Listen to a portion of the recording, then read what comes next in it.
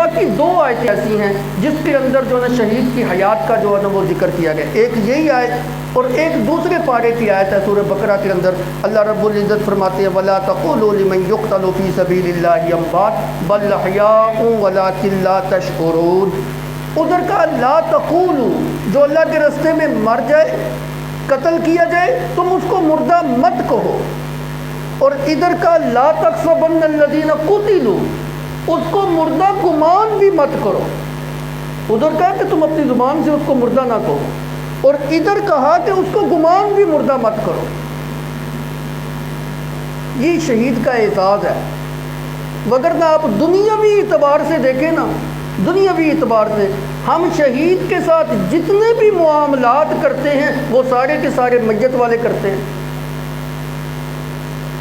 شہید کی بدن سے روح جس وقت نکل جاتی ہے تو میت کے ساتھ بھی یہی حساب ہے, میت کے بدن سے روح ساری کی ساری نکل جاتی ہے. شہید کے بدن سے بھی روح نکلتی ہے, ایسے نکلتی ہے کہ روح کا اس کے جسم کے ساتھ کسی قسم کا کوئی تعلق اور اتصال رہتا ہی نہیں ہے. شہید کی جو ہے نا وہ جنازہ پڑھا جاتا ہے, حالانکہ قرآن اس کو کہتا ہے کہ بل احیاء, وہ تو زندہ ہے, زندے کا جنازہ تو نہیں پڑھا جاتا, جنازہ تو میت کا پڑھا جاتا ہے. لیکن ہم جو ہے نا شہید کا بھی جنازہ پڑھتے ہیں. ادھر سے اللہ کہتے ہیں کہ بل احیاء, وہ زندہ ہے, زندوں کے جنازے تو نہیں پڑھے جاتے, جنازے تو میت کے پڑھے جاتے ہیں. شہید کو دفن کیا جاتا ہے, دفن کس کو کیا جاتا ہے؟ میت کو دفن کیا جاتا ہے. ادھر سے اللہ کہتے ہیں بل احیاء کہ وہ زندہ ہیں, ادھر سے ہم اس کو دفن بھی کر دیں, زندہ کو دفن کر دیں. آج تک کسی نے زندہ کو تو دفن کیا ہی نہیں ہے. ادھر ہم اس کے لیے دعائے مغفرت کر رہے ہیں. جنازے کی صورت میں دعائے مغفرت کس کے لیے ہوتی ہے؟ میت کے لیے ہوتی ہے. ادھر اللہ کہتے ہیں بل احیاء, وہ زندہ ہے, ادھر اس کے لیے دعائے مغفرت بھی ہو رہی ہے. ادھر اس کے بچوں کو, شہید کے بچوں کو یتیم جو ہے نا کہا جاتا ہے. یتیم کس کو کہا جاتا ہے؟ جس کا باپ, جن نابالغ بچوں کا باپ جو ہے نا مر جائے. ادھر اللہ کہتے ہیں کہ شہید کو میت نہ کہو, ادھر ہم اس کے بچے کو یتیم بھی جو نا وہ کہتے ہیں. یتیم تو اس کو کہتے ہیں جس کا باپ مر جائے. سارے کام تو ہم وہ کر رہے ہیں جو میت کے ساتھ جو نا وہ کرتے ہیں. شہید کی جو بیوی ہوتی ہے اس کو بیوہ کہتے ہیں. کس کو بیوہ کہتے ہیں؟ جس کا خاوند مر جائے.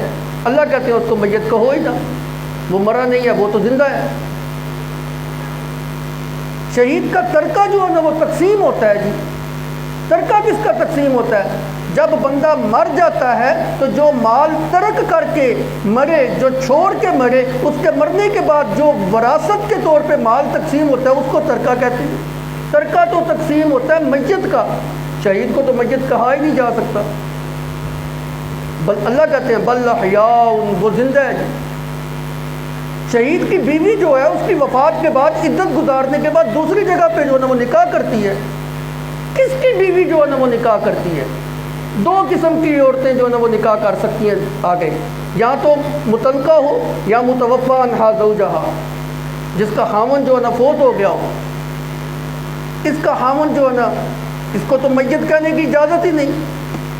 اللہ کہتے ہیں بل احیاء, یہ زندہ ہے, شہید زندہ ہے. تو جب زندہ ہے تو زندہ جب خاوند ہوگا تو اس کی بیوی آگے نکاح کیسے کرے گی؟ عجیب بات ہے. یعنی سارے ہم معاملات شہید کے ساتھ وہ کر رہے ہیں جو میت کے ساتھ کرتے ہیں.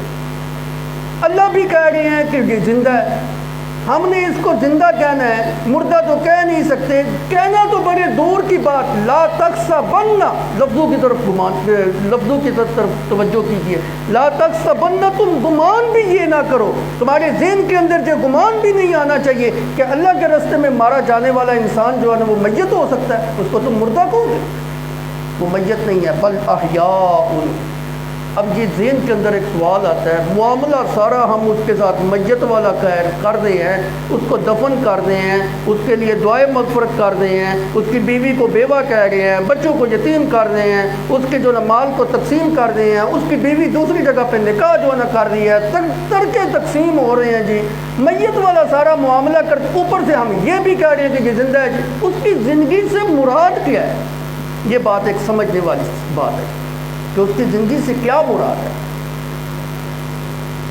تو وہ جو پہلی آیت سورہ بقرہ کے اندر تھی نا، ادھر اللہ رب العزت نے فرمایا وَلَٰكِن لَا تَشْعُرُونَ، تمہیں اس کا شعور ہی نہیں، تمہیں اس کا شعور ہی نہیں۔ یہ لفظ ہماری ذہن سازی کر رہا ہے کہ اس کی دنیا کی زندگی نہیں ہے۔ کیوں؟ دنیا کی زندگی ایسی زندگی ہوتی ہے جس کا شعور ہوتا ہے۔ آپ ہمارے سامنے بیٹھے ہوئے ہیں، میں آپ کے سامنے بیٹھ کے گفتگو کر رہا ہوں، آپ مجھے جانتے ہیں، میں آپ کو جو ہے نا وہ جانتا ہوں، پہچانتا ہوں، کلام ہو رہا ہے جو نا دیکھ رہا ہوں، سن رہا ہوں، بول رہا ہوں، چل رہا ہوں، پھر رہا ہوں۔ دنیا کی زندگی کا تو یہ شعور ہمیں ہے کہ جو انسان کھاتا ہو، پیتا ہو، بولتا ہو، سوتا ہو، جاگتا ہو، خوشی ہو، غم ہو، اڑتا پھرتا چلتا پھرتا ہو، کلام کرتا ہو، یہ ساری چیزیں دلالت کر رہی ہیں کہ اس کی دنیا کی زندگی ابھی باقی ہے، حیات ہے، ابھی مرا نہیں ہے۔ دنیا کی زندگی کا ہمیں شعور ہے، آپ کو بھی جو ہے شعور ہے، لیکن وہ زندگی جس کے متعلق اللہ کہہ رہے ہیں وَلَٰكِن لَا تَشْعُرُونَ، تمہیں شعور نہیں ہے، اس کا مطلب یہ ہے کہ اس کی زندگی جو ہے نا وہ دنیا کی زندگی ہے، کوئی اور زندگی ہے۔ اچھا وہ کون سی زندگی ہے؟ اس آیت مبارکہ کے اندر اللہ رب العزت نے فرمایا بَلْ أَحْيَاءٌ عِندَ رَبِّهِمْ، تم ان کو یوں سمجھتے ہو کہ وہ دنیا کے اندر زندہ ہے، نہ، وہ دنیا کے اندر زندہ نہیں ہے، اپنے رب کے پاس زندہ ہے۔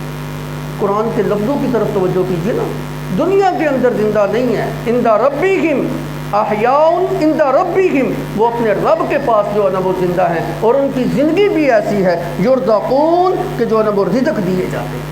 ادھر کہا تم شعور نہیں رکھتے، اور ادھر کہا کہ عند ربہم یرزقون، شعور ہمیں اسی لیے نہیں ہے کہ ان کی زندگی دنیاوی نہیں ہے، ان کی حیات دنیاوی نہیں ہے، ان کی حیات برزخی ہے، ان کی حیات مثالی ہے، ان کی حیات طیوری ہے، ان کی حیات علم غیب والی ہے۔ عالم غیب کے اندر جو ہے نا وہ زندہ ہیں، وہ جہان ہمارے لحاظ سے غیب ہے، پوشیدہ ہے، چھپا ہوا ہے، ہم اس کی کیفیت کو نہیں پہچانتے، ہمیں نہیں پتہ اس جہان کی کیا کیفیت۔ بس جتنا علم شرع نے ہمیں بتلا دیا، قرآن میں آ گیا، حدیث مبارکہ کے اندر آ گیا، بس ہمارے پاس آگاہی اتنی ہے، وگرنہ عالم برزخ کے حالات ہمیں کوئی پتہ نہیں، وہ کون سا جہان ہے، کہاں ہے، کس جگہ پہ ہے، کیا اس کی کیفیت ہے۔ اب اس جگہ پہ یہ بات آ گئی کہ وہ زندہ تو ہیں لیکن دنیا کے اندر نہیں، عند ربہم، اپنے رب کے پاس زندہ ہے، اور زندگی بھی ان کی ایسی ہے یرزقون کہ وہ رزق دیے جاتے ہیں، کھاتے ہیں، پیتے ہیں۔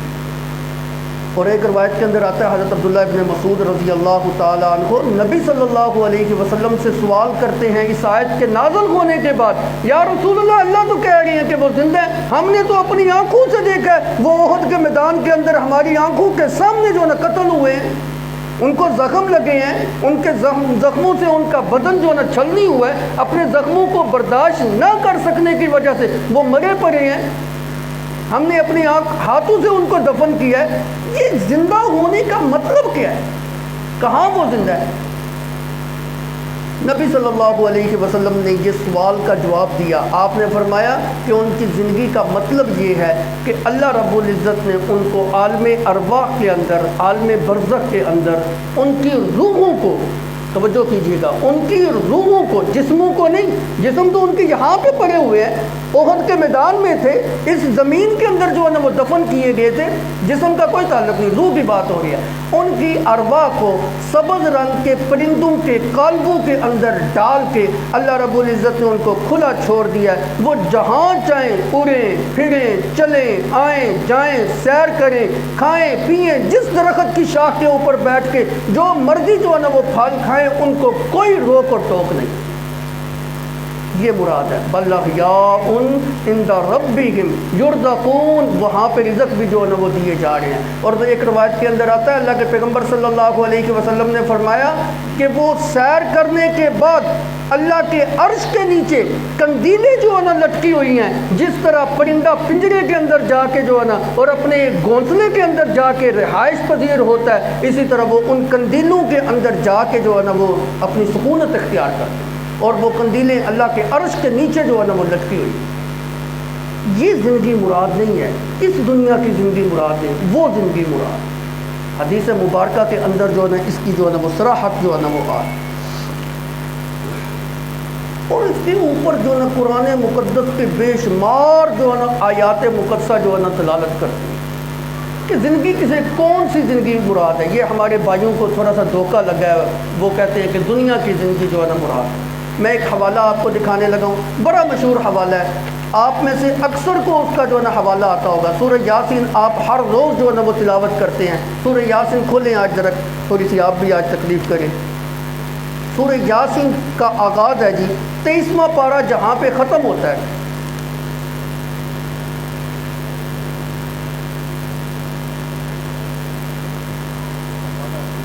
جی صفحہ نمبر 398 ہے جی قرآن پاک کا۔ 22واں پارہ جہاں پر ختم ہو رہا ہے نا، سورہ یاسین کا دوسرا رکوع، 22واں پارہ جہاں پہ ختم ہوتا ہے، آخری آیت سے پچھلی آیت ہے، وَجَاءَ مِنْ أَقْصَى الْمَدِينَةِ رَجُلٌ يَسْعَىٰ۔ یہ کون سا بندہ تھا جو دوڑتا ہوا آیا؟ پیچھے میں تھوڑا سا ضبط قائم کر دیتا ہوں۔ اللہ رب العزت نے ایک بستی کے اندر اپنے 2 نبیوں کو جو ہے نا وہ بھیجا، ان نبیوں نے وہاں پہ آ کے تبلیغ کی، اللہ کی توحید کا پیغام جو ہے نا سنایا، اور اس قوم کو شرک سے جو ہے نا بچنے کا حکم جو ہے نا وہ اللہ کا سنایا۔ لیکن قوم ایسی ہٹ درم ہے کہ انہوں نے ان 2 نبیوں کی بات کو تسلیم نہیں کیا۔ جب نہیں نہ کیا، اللہ نے ان کی تقویت اور مدد کے لیے ایک اور نبی کو جو ہے نا وہ اسی قوم کے اندر جو ہے نا وہ بھیجا۔ اب 3 نبی جو ہے نا اس قوم کے اندر آ کے اس کو توحید کا پیغام جو ہے نا قوم والوں کو سمجھا رہے ہیں، شرک سے جو ہے نا ان کو روک رہے ہیں، لیکن قوم والے مانتے بھی نہیں، الٹا ان کو قتل کرنے کے در پہ ہو۔ اس بستی کے کنارے سے ایک بندے نے جب دیکھا نا کہ یہ تو نبیوں کو قتل کرنے کا ارادہ رکھتے ہیں، تو اللہ فرماتے ہیں جاء من اقصى المدینۃ رجل یسعیٰ، شہر کے کنارے سے ایک آدمی دوڑتا ہوا آیا۔ اس نے کہا یہ کیا ظلم کرنے لگے ہو؟ یہ تو اللہ کے پیغمبر ہیں، یہ تو اللہ کے نبی ہیں، اور نبی جو ہوتی ہیں ان کی اتباع کی جاتی ہے، ان کو قتل نہیں کیا جاتا۔ تمہاری خیر اسی کے اندر ہے، تمہاری فلاح و فوز اسی کے اندر ہے کہ ان کی بات کو مان لو۔ یا قوم اتبعوا المرسلین، اے میری قوم رسولوں کی اتباع کرو۔ اتبعوا من لا یسألکم اجرا وهم مقتدون، یہ تو وہ محترم شخصیات ہیں جو بغیر تنخواہ کے تمہیں تبلیغ کر دیں۔ جاؤ آج کے زمانے کے اندر کوئی مولوی ایسا دکھاؤ بغیر تنخواہ کے کام کرتا ہو، بغیر تنخواہ کے تبلیغ کرتا ہو۔ کسی بڑے سے بڑے مولوی کو آپ بلا لیں، آپ اس کو یہ کہہ دیں کہ ہم آپ کو پیسے نہیں دیں گے، جی تبلیغ دین کا کام ہے، کرو آگے تبلیغ کرتے ہیں۔ امیر سے امیر مولوی بھی، غریب سے غریب مولوی بھی، چلو غریب کا تو حق بنتا ہوگا کچھ، امیر سے امیر مولوی بھی مفت کے اندر آپ کو دین نہیں سنائے گا، بڑی رقم آپ سے وصول کرے۔ اور کچھ لوگوں نے تو آج کل جناب خطابت کو تجارت بنایا ہوا ہے۔ میں اس کے اوپر زیادہ بحث نہیں کرنا چاہتا۔ یہ پیغمبروں کی خصوصیت ہوتی تھی کہ جب وہ تبلیغ کیا کرتے تھے نا تو یوں اعلان برملا کیا کرتے تھے، لا سألکم علیہ اجرا، میں اس کے اوپر تم سے اجرت نہیں کروں، کسی قسم کی اجرت نہیں مانگتا۔ یہ خیر خواہی کا جذبہ اگر پایا جاتا تو پیغمبروں کے اندر پایا جاتا، رسولوں کے اندر پایا جاتا۔ مفت کے اندر ہمدردی جو پائی جاتی ہے وہ نبی کے سینے کے اندر پائی جاتی ہے۔ کسی مولوی کے اندر، کسی امام کے اندر، کسی خطیب کے اندر، کسی واعظ کے اندر، کسی مفتی کے سینے کے اندر اتنی ہمدردی نہیں ہوتی جتنی نبی کے سینے کے اندر اپنی امت کے لیے ہمدردی ہوتی۔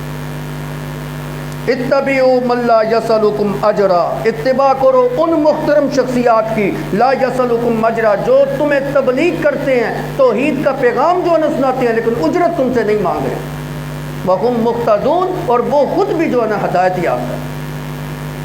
مفسرین لکھتے ہیں کہ اس بندے کا نام نجار، حبیب نجار تھا، اور یہ حبیب نجار جو ہے نا اپنی قوم کا بڑا صالح، نیک، متقی، پرہیزگار آدمی، اس نے جو ہے نا ایمان جو ہے نا قبول کر لیا ہوا۔ اس نے جس وقت دیکھا کہ نبیوں کو قتل کرنے لگے ہیں، ان کے پاس آ گئے، بھائی ان کو قتل نہ کرو، ان کی اتباع کرو، یہ تو تمہارے ہمدرد ہیں۔ انہوں نے کہا اچھا تیرا بھی نظریہ انہی والا ہے، تم بھی انہی والی نظریے کو اپنائے ہوئے ہو، تم بھی توحید کا حیدہ تمہیں بھی ہوا ہے۔ اس نے کہا کیوں نہ ہو، ما لی لا اعبد الذی فطرنی والیہ ترجعون، مجھے کیا تکلیف ہے میں اپنے رب کی عبادت نہ کروں، حالانکہ میرا تو خالق بھی وہی ہے، فطرنی، اسی نے مجھ کو پیدا کیا ہے، اور پیدا کرنے کے بعد جتنی نعمتیں مجھے ضرورت تھی ساری اسی کی دی ہوئی ہیں، والیہ ترجعون، میں تم نے بھی لوٹ کے اسی کے پاس جانا ہے۔ अत्तखिज़ु मिन दूनिही आलिहतन इन युरिदनि अर्रहमानु बिदुर्रिन ला तुग़नी अन्नी शफ़ाअतुहुम शैअन वला युनक़िज़ून। मेरा नज़रिया जो है ना बरमला सुन लो, मैं रब रहमान के साथ किसी दूसरे को माबूद नहीं बनाता, उसको छोड़कर किसी को अपना मुश्किल कुशा और हाजत रवा जो है ना वो नहीं समझता। अगर मेरा रब नुकसान पहुँचाने के ऊपर आ जाए तो तुम मुझे, तुम्हारे जो माबूद हैं वो ज़र्रा बराबर भी मुझे कोई फ़ायदा जो है ना वो नहीं पहुँचा सकते। वला युनक़िज़ून, और ना ही वो अज़ाब से मुझे खुलासी जो है ना वो छुड़ा सकते हैं। इन्नी इज़्ज़न लफ़ी ज़लालिम मुबीन, अगर मैं तुम्हारी बात मानूँ और अल्लाह को छोड़कर किसी और को अपना मुश्किल कुशा और हाजत रवा और माबूद जो है ना बना लूँ, उस वक़्त तो मैं सिराहतन जो है ना खुली गुमराही के अंदर होगा। इन्नी आमनतु बिरब्बिकुम फस्माऊन, मैं तो अपने रब के ऊपर जो है ना ईमान ले आया हूँ। फस्माऊन, तुम भी सुन लो, कान खोल के मेरी बात को सुन लो, जो करना होता है कर लो, जो मेरा बिगाड़ ना कर लो। उस कौम ने कहा, नबियों को तो हम बाद में देखेंगे ना, पहला तेरे नाल निबर ले। उन्होंने पत्थर मार मार के उस बंदे को जो है ना मार दिया। अब देखो, इसकी मौत शहादत की मौत है। अल्लाह की तौहीद का आलम बुलंद करते हुए ये बंदा जो है ना इस दुनिया से जा रहा है, अल्लाह की तौहीद का पैगाम सुनाते हुए और नबियों की मदद करते हुए जा रहा है। इससे बड़ा शहीद और कौन होगा। इधर शहादत का दर्जा उसको मिला, कौम वालों ने पत्थर मार मार के उसको मारा, आगे से अल्लाह का हुक्म आ गया, कीला, उसको ये कहा गया उदखुलिल जन्नह, जन्नत के अंदर दाखिल हो। इधर मरने की देर थी, उधर जन्नत जो है ना मिल गई। अब वो शहीद वाले जितने फ़ज़ाइल थे, इंदा रब्बिहिम युरज़क़ून, वो सारे इसको मिल गए हैं। ये पा रहा है, रिज़्क़ भी जो है ना वो दिया जा रहा है। कहाँ पे? उदखुलुल जन्नह, जन्नत के अंदर। अब आप देख लें, कुरान पाक का ये मकाम जो है ना वाज़े तौर पे हमें ये बतला रहा है कि शहीद जो जिंदा है वो जन्नत के अंदर जिंदा है, इस दुनिया के अंदर जिंदा तो नहीं। अच्छा, मरने के बाद उसकी डेड बॉडी कहाँ थी? इस दुनिया के अंदर, ज़मीन के ऊपर। इधर वो दफन हुआ होगा, लोगों ने उसका जनाजा भी पढ़ा होगा, लोगों ने उसकी तदफीन भी जो है ना वो की होगी। उधर किसी ज़िंदगी उसको मिल रही है, उसकी रूह को ज़िंदगी मिली है, जो अल्लाह के पैगम्बर सल्लल्लाहु अलैहि वसल्लम ने हमें बताया कि सब्ज़ काल्बों के अंदर उसकी रूह को, सब्ज़ काल्बों के परिंदों के अंदर जो है ना उसको डाल के उसको जन्नत के अंदर जो है ना वो छोड़ दिया जाता है। वो जहाँ चाहे जो चाहे खाए पिए चले फिरे चले, कोई उसकी जो है ना ममानियत नहीं है। इसी तरह एक और हवाला है, अल्लाह रब्बुल इज़्ज़त फरमाते हैं, कल्ला इन्ना किताबल अबरार लफ़ी इल्लिय्यीन वमा अदराका मा इल्लिय्यून। नेक लोगों की जो रूह होती है वो इल्लिय्यीन के मकाम के ऊपर होता है। तुम्हें क्या पता इल्लिय्यीन का मकाम कौन सा है? इन्नल अबरार लफ़ी नईम, वो नेमतों के अंदर जो ना हो, वो अल्लाह की दी हुई नेमतों के अंदर जो नहीं। इन्नल फुज्जार लफ़ी जहीम, और एक मकाम पे फरमाया कि सिज्जीन, ने बुरे लोग जो होंगे वो सिज्जीन के मकाम पे होंगे। और बर्रा इब्न आज़ब रज़ी अल्लाह ताला अन्हु की रिवायत है कि सिज्जीन का मकाम काफरों के लिए, फासिकों के लिए, फाजिरों के लिए है, और ये मकाम जो है तख्त सरा के भी नीचे, सातों ज़मीन के नीचे जो मकाम है उसको जो है सिज्जीन का मकाम कहा। और इल्लिय्यीन के मकाम के मुतल्लिक़ बर्रा बिन आज़ब रज़ी अल्लाह ताला अन्हु फरमाते हैं, इल्लिय्यीन का मकाम सातों आसमान के ऊपर और अल्लाह के अर्श के नीचे। तो इल्लिय्यीन तो ऊपर है, ये आलम बरज़ख के मकाम का नाम है। और अल्लाह कहते हैं कि नेक लोग जो है वो इल्लिय्यीन के मकाम पे होंगे। मालूम होता है वो इल्लिय्यीन के मकाम वाली ज़िंदगी है, इस दुनिया की जो है ना वो ज़िंदगी नहीं। ये दूसरी दलील मैंने दी। अब तीसरी दलील भी जो है ना वो समाअत फरमाइए। बड़ा मशहूर मकाम सूरह फजर, कुरान पाक की आखिरी आयत, आखिरी पारे के अंदर जो ना सूरह फजर की आखिरी आयत है, बेशक खोल के आप देख सकते हैं। अल्लाह फरमाते हैं, या अय्युहन नफ्सुल मुतमइन्ना इरजिई इला रब्बिकी राज़ियतम मर्ज़िय्या फदखुली फी इबादी वदखुली जन्नती। मेरी जन्नत के अंदर दाखिल हो, मेरे नेक बंदों के अंदर दाखिल हो। ऐ नफ्से मुतमइन्ना, अपने रब की तरफ लौट जा। और नफ्स मुतमइन्ना जो कहा, ये नफ्स मुतमइन्ना वो नफ्स होता है जिसकी ज़ुबान हर वक़्त अल्लाह के ज़िक्र के साथ मुअत्तर हो। क्यों? ज़िक्र जो होता है ना, ये दिलों के चैन का सबब बनता है। अला बिज़िक्रिल्लाहि तत्मइन्नुल क़ुलूब। دلوں کو اطمینان جو پہنچتا ہے وہ اللہ کے ذکر کے ذریعے جو ہے نا وہ پہنچتا ہے۔ ادھر اللہ نے کہا کہ نفس مطمئنہ ہو وہ ہوتا ہے جس کی زبان کے اوپر ہر وقت اللہ کا ذکر ہو اور اللہ کی توحید کے اوپر وہ کاربند ہو اور اللہ کی توحید کا تذکرہ جو ہے وہ ہر وقت اس کی زبان جو ہے نا اس کے ساتھ معطر ہو۔ اس نفس مطمئنہ کو کہا جا رہا ہے ارجعی الی ربک، لوٹ جا۔ یہ کب کہا جا رہا ہے؟ جس وقت اس کی روح کو جو ہے نا وہ نکالا جا رہا ہے، اس کی روح کو نکالا جا رہا ہے۔ کیا کہا جا رہا ہے؟ ارجعی الی ربک، اپنے رب کی طرف لوٹ جا، راضیۃ مرضیہ، تو رب سے راضی، رب تجھ سے جو ہے نا وہ راضی ہو گیا۔ فادخلی فی عبادی وادخلی جنتی، میرے بندوں کے ساتھ شریک ہو جا، میرے نیک لوگوں کے ساتھ شریک ہو جا اور میری جنت کے اندر جو ہے نا وہ داخل ہو جا۔ نیک لوگوں کی روح کو جس وقت قبض کیا جاتا ہے تو اس وقت ان کی روحوں کو اعلیٰ علیین کے اندر جو ہے نا وہ پہنچا دیا جاتا ہے۔ دنیا کی زندگی مراد نہیں ہے، اعلیٰ علیین کی زندگی مراد۔ میں ایک اور بڑا قیمتی حوالہ آپ کو دکھانا چاہتا ہوں، قرآن پاک کھولے، سورت کا نام ہے سورہ واقعہ، بڑی مشہور سورت ہے، 27ویں پارے کے اندر بڑا جو ہے نا اہم واقعہ ہے۔ 27ویں پارے کے اندر سورہ رحمان کے بعد سورہ واقعہ آتی ہے۔ سورہ واقعہ کا آخری رکوع ہے، قرآن پاک کا صفحہ نمبر 484 ہے، سورہ واقعہ کا آیت نمبر 83 ہے۔ ہر بندہ جو ہے نا یہ حوالہ کھول کے خود دیکھے اپنی آنکھوں سے۔ اللہ رب العزت فرماتے ہیں فلولا اذا بلغت الحلقوم، آیت نمبر 83 سورہ واقعہ کی۔ فلولا اذا بلغت الحلقوم، یہ اس وقت کا تذکرہ ہے جس وقت انسان کی روح قبض کرنے کے لیے حضرت اسرافیل جو نا تشریف لے آتے ہیں۔ وہ چارپائی کے اوپر لیٹا ہوا ہے، روح قبض ہو رہی ہے، سارے جسم سے روح نکل کے حلق میں اٹک گئی ہے، ادھر سے روح نہیں نکلتی، اللہ کا حکم ہوگا تو نکلے گی نا۔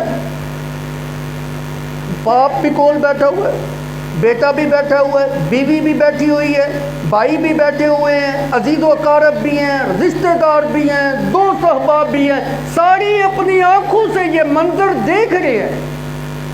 قرآن یہ نقشہ کھینچ رہا ہے۔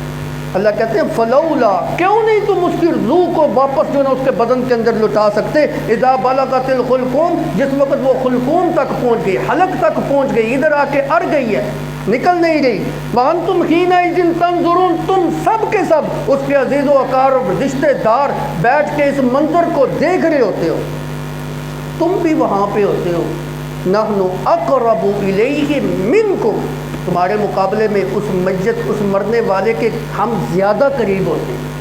اللہ کہتے ہیں ہم بھی وہاں پہ موجود ہوتے ہیں اور تمہارے مقابلے میں ہم زیادہ قریب ہوتے ہیں۔ ولیکن لا تبصرون، لیکن تمہاری آنکھ میں وہ طاقت ہی نہیں ہے کہ تم ہم کو دیکھ سکو، ہم ادھر ہی ہوتے ہیں، تم ہم کو دیکھ ہی نہیں سکتے۔ لگا لو پورا زور، باپ موجود ہے، بیٹا موجود ہے، بیوی موجود ہے، رشتہ دار موجود ہے، خدا کی قسم سارے رو رہے ہوتے ہیں، کوئی بھی بندہ یہ نہیں چاہتا کہ ہمارا یہ محبوب رشتہ دار ہم سے جدا ہو، لیکن بے بس ہیں، محتاج ہیں، عاجز ہیں، ان کے اندر یہ طاقت ہی نہیں کہ اس بندے کی روح کو واپس لوٹا سکے۔ کس بندے کا جی کرتا ہے کہ میرا باپ مر جائے؟ کس بندے کا جی کرتا ہے میری ماں مر جائے؟ کس بندے کا جی کرتا ہے کہ میرا بیٹا جو نا اس دنیا سے چلے جائے؟ اگر اس کے اندر یہ طاقت ہو تو اس کی روح کو واپس پلٹا نہ دے۔ اللہ کہتے ہیں فلولا اذا بلغت الحلقوم، سارے بدن سے روح نکل کے اس کے حلق تک جو ہے نا وہ پہنچ گئی۔ وانتم حینئذ تنظرون، تم اپنی آنکھوں سے یہ منظر دیکھ رہے ہوتے ہو، تم بھی وہاں پہ ہوتے ہو۔ نحن اقرب الیہ منکم، تمہارے مقابلے میں ہم اس کے زیادہ قریب ہوتے ہیں۔ ولکن لا تبصرون، لیکن تم ہم کو جو ہے نہیں دیکھ سکتے۔ فلولا ان کنتم غیر مدینین، اگر تم اب کسی کے حکم کے ماتحت نہیں ہو تو ترجعونہا، اس کی روح کو لٹا کے دکھاؤ، ان کنتم صادقین، اگر تم اپنے دعوے کے اندر سچے ہو، لٹاؤ اس کی روح کو۔ لیکن تمہاری اندر یہ طاقت ہی نہیں ہے، تم تو محتاج ہو اپنے رب کے حکم کے۔ ابھی تمہارے سامنے رب کا حکم آئے گا، وہ روح جہاں سے بھی، حلق سے بھی پرواز کر جائے گی، نکل جائے گی، تم کچھ بھی نہیں کر سکتے۔ دنیا کا ماہر طبیب اور ڈاکٹر بھی اس کے سرانے پہ لا کے کھڑا کر دو نا، وہ بھی اس کی روح کو واپس نہیں پلٹا سکتے۔ ترجعونہا ان کنتم صادقین. جب روح اس کی نکل گئی اللہ کہتے ہیں فاما ان کان من المقربین. اب بندوں کی دو قسمیں ہیں، یا روح جس کی نکالی گئی ہے وہ بڑا نیک آدمی ہے جی، یا بڑا بد ہے، یا اچھا آدمی ہے یا برا آدمی. اگر وہ اچھا ہے جی فاما ان کان من المقربین، اگر وہ مقربین میں سے ہے فروح وریحان وجنت نعیم، اس کے لیے راحت ہیں، اس کے لیے ٹھنڈی ہوا کے جھونکے ہیں، اس کے لیے باغات ہیں، اس کے لیے جنت کی نعمتیں ہیں، سیدھا جنت میں جا رہا ہے. قرآن کے الفاظ تو دیکھیں، وہ جو اس کی زندگی اس کو مل رہی ہے نا، یہ دنیا کی زندگی نہیں ملی. وجنت نعیم، وہ نعمتیں اس کو جنت کی جو ہے نا وہ مل رہی ہیں، اس دنیا کی جو ہے نا وہ نہیں مل رہی. واما ان کان من اصحاب الیمین، اگر دائیں ہاتھ والوں میں سے ہے تو فسلام لک من اصحاب الیمین، اللہ کی سلامتی ہے جی، اللہ کی جانب سے سلام ہے دائیں ہاتھ والوں کو. واما ان کان من المکذبین الضالین، اگر بری بد روح ہے جی، جھٹلانے والا ہے جی اللہ کی توحید کو، قیامت کو، اور گمراہ ہے جی فنزل من حمیم، ہم اس کی بھی مہمانی کریں گے گرم کھولتے ہوئے پانی کے ساتھ. وتصلیۃ جحیم، اور جہنم کے گڑھے کے اندر اس کو جو ہے نا پھینکیں گے. ان لہو حق الیقین، یہ سارے کام ہو کے رہیں گے، یہ برحق ہیں، یہ یقینی طور پہ جو ہے نا وہ ہوں گے. فسبح باسم ربک العظیم، تمہارا کوئی اختیار نہیں. اگر اختیار سارا اسی کا ہے تو پھر اس کی تسبیح ہونی چاہیے نا، لہذا اس کی تسبیح جو ہے نا وہ بیان کیا. یہ چوتھا جو ہے نا میں نے دلیل جو ہے نا آپ کے سامنے جو ہے نا وہ رکھی ہے. اس کے علاوہ اور بھی بے شمار ایسی دلیلیں ہیں، وقت کی نزاکت کے باعث سب کو جو ہے نا وہ چھوڑ رہا ہوں. صرف یہ بات جو نا عرض کرنا چاہتا ہوں کہ جو شہید کی موت ہوتی ہے، اس کو اللہ رب العزت نے جو ہمیں منع کیا ہے کہ اس کو مردہ نہ کہو، حالانکہ ہم سارے کام اس کے ساتھ میت والے کرتے ہیں. یہ صرف اس کا اعزاز ہے، یہ اس کا اکرام ہے، یہ اس کی عزت ہے، یہ اس کا شرف ہے کہ بھائی مردے تو عام بھی ہوتے ہیں جی، سارے مرتے ہیں جی. لیکن جس وقت کوئی بندہ مر جاتا ہے ہم کیا کہتے ہیں؟ ہم یہ نہیں کہتے یہ کسی مرنے والے کا اگر نام زید ہو تو ہم یہ نہیں کہتے کہ یہ زید ہے، ہم کہتے ہیں ڈیڈ باڈی ہے، میت ہے، مردہ ہے. اس کا نام بھی ہم جو ہے نا سب سے پہلے اس سے چھین لیتے ہیں، نام سے اس کو پکارتے ہی نہیں. ڈیڈ باڈی کتنے جی؟ میت کدھر ہے جی؟ میت کو لاؤ نا جی، غسل دیں جی، میت کو لے کے آؤ نا جی، کفن دفن کر کے جنازہ پڑھیں جی. سب سے پہلے ہم اس کا نام جو ہے نا چھینتے ہیں. اس کا مطلب یہ ہے کہ وہ میت، اس کے اوپر میت کا اطلاق جو نا ہوتا ہے. اب اگر شہید ہے تو وہ بھی دنیا کے اعتبار سے جو ہے نا وہ میت ہے، لیکن یہ جو اس کو میت کہنے کی ممانعت ہے یہ صرف اور صرف اس وجہ سے کہ اس کی عزت ہے. یہ عام میت نہیں ہے، یہ اللہ کے راستے میں جو ہے نا اس نے اپنی جان کا نذرانہ جو ہے نا وہ پیش کیا ہے. لہذا تمہیں یہ زیب نہیں دیتا کہ تم اس کو مردہ کہو. بل احیاء عند ربہم یرزقون، بلکہ یہ اپنے رب کے پاس جو ہے نا وہ زندہ ہے اور رزق بھی جو ہے نا وہ دیے جاتے ہیں. شہید کے بہت سارے فضائل ہیں، یہ بھی تو شہید کی فضیلت ہے نا کہ دنیا کے اندر جس وقت اس کی روح جو ہے نکل جاتی ہے اس کو غسل بھی نہیں دیا جاتا. حدیث مبارکہ میں آتا ہے اس کو اسی کپڑے کے اندر، جس کپڑے کے اندر اس نے پہنے ہوئے تھے، وہ خون آلود کپڑوں کے اندر ہی اس کو دفن کیا جائے، اس کو غسل بھی نہ دیا جائے، اس کو کفن دفن بھی نہ دیا. یہ اس کا اعزاز ہے، عام میت کے تو نہیں ہے. جب کوئی بندہ مرتا ہے ہم اس کو نہلاتے ہیں تو نہلانے کے لیے جو سب سے پہلا کام ہم کیا کرتے ہیں؟ کپڑے کو پھاڑ کے جو نا اس سے اتار کے پرے پھینکتے ہیں، پھر ہم نہلاتے ہیں، پھر اس کو ہم کفن دیتے ہیں.